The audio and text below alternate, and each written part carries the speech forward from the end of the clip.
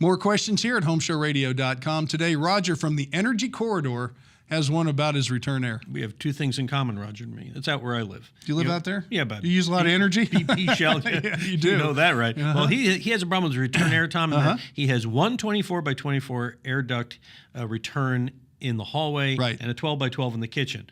This is very similar to what's in my house. So Roger writes, his house is one story, 2,500 square feet, and has a 3.5-ton unit outside and a 4-ton in the attic. And the duct repairman suggested adding a 12 by 12 in each of the 3 bedrooms, as there is limited airflow when the bedroom doors are shut. That's right, isn't it?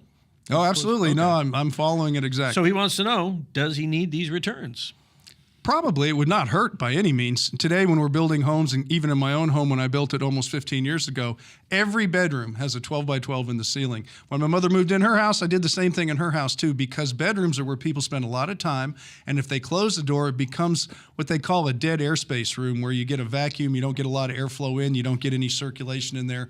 So it's always good to circulate the air throughout the house, especially in rooms that you really are primary areas like bedrooms, as opposed to a closet or a bathroom, which you don't spend near as much time in. Now, the other thing about this question that struck me is it's 2,500 square feet and it's one story. That means it's spread out quite a bit. So those return airs throughout the house is going to be real beneficial.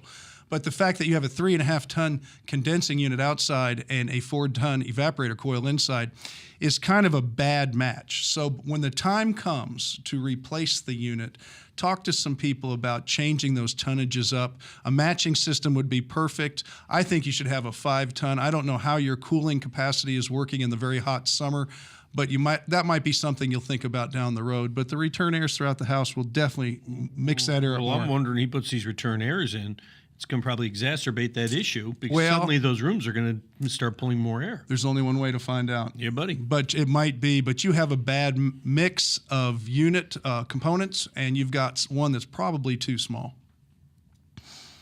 Okay. Guess which one? Okay. Well, both of them, actually. Okay. Sorry about that. You ask. That's the beauty of home improvement. You fix one problem, you find another. Sometimes. Not yet. Let's wait and see what happens. It's kept us in business 28 years.